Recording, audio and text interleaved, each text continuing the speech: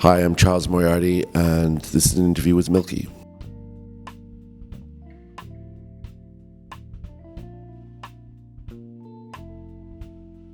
This is an exhibition called Amy Before Frank. It's a series of images I made with Amy Winehouse in June and July of 2003. The work was essentially made for her first album cover, of which one of the images is, but most of the work remained unseen until 2016, when I wanted to release it and show a different side of Amy to the world. It's when we were 21 and 19, so I guess it's full of naivety and youth. We just sort of went for it and relied on, I sort of fell back on my experience working in cinema and art history, and Amy was a great subject. I think it's a good snapshot of that period of Amy's life just before her first album was released. I think in maybe 2014, I'd been working on a film, and Asif Kapadia, who made the Amy documentary, got in touch with me and wanted to sit down and talk. He was sort of gathering as much information as he could for the documentary, and I went over, and at the end of the interview, he asked me to share the images with him. So I sort of went into my archive and I sent some stuff over. And he was like, you've really got to do something with them. And then when I saw the documentary, I felt it was really important to show more this side of Amy.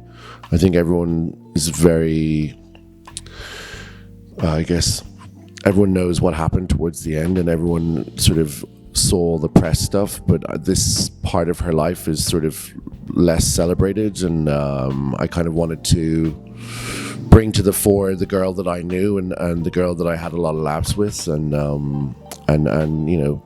share that part of her with the world, really. I was mostly thinking, I have no clue what I'm doing, but I guess when we first shot the role in London, there was no pressure, because it was just supposed to be a test for the record label as to what Amy wanted her look to be. Fortunately for me, they decided to choose one of the pictures for the cover. And the rest of the images that were shot in New York, everything went wrong that could go wrong. There was a massive thunder and lightning storm for 8 hours that destroyed everywhere we were supposed to shoot on location. All this series in the curlers is us sat inside eating Chinese and drinking red wine, waiting for the rain to stop. So, the shoot evolved out of chaos, essentially. But I think when you're 21 and 19 and you have nothing to lose, you just kind of rally, which is what we did. And we just sort of went for it and relied on, I sort of fell back on my experience working in cinema and art history, and Amy was a great subject, and hated being photographed, but thankfully for me, she was willing enough, and I had to choose my points, because she'd be like, okay, enough. Hence what there's a picture where she's got her mouth open at me, and it's because I've been photographing her putting on her makeup, and she's just like, fuck off. But and understandable, and we had a lot of laughter about it as well, because I knew she didn't like her picture taken. I was also trying to make it as quick as possible and painless as possible. I mean, curating it was in some ways not too difficult. What I was keeping at the forefront was the narrative. I wanted it to show off a little bit of the beginnings, which was London in June 2003, and then to take you on the larger journey, which was New York. And it kind of, there's enough images in different sections that work quite well for it, but there was a lot of things that didn't make it onto the wall as well, just because of space. I guess throughout the images you see Amy's style starting to evolve a bit. It's certainly the first time that the beehive becomes prominent in the front of the camera. In fact, it disappears after this photo shoot and then reappears for Back to Black. And I think even people at the record label get confused as to when these pictures were taken, just because the images where she has the beehive up are so much more her signature look that came much later. And I think a lot of the reason why so many of them were never used by the label is that they were actually quite different to the look that they were going with for Amy and Frank. I mean, when I took these pictures, I wasn't a photographer. I was just a guy who had a camera. I had no training. I didn't know what an f-stop was, etc. So, I mean, certainly I technically I've evolved. And also, I mean, I think with these images, a lot of my composition and all that sort of stuff came from studying art history. Now I guess I feel a bit more graduated in the photography world, and I guess in essence I'm still trying to capture what's in these pictures, which is, I guess, a truth of someone or a moment in someone's life. So that's not really changed very much. I'm still searching for that connection between myself and my subject. I've just probably gotten a bit better technically at it. I mean, I shot this series on a Canon analog SLR with, I think, a zoom lens. I can't remember, the camera was stolen. But I still shoot film. I still shoot with the camera that my dad had in 1978.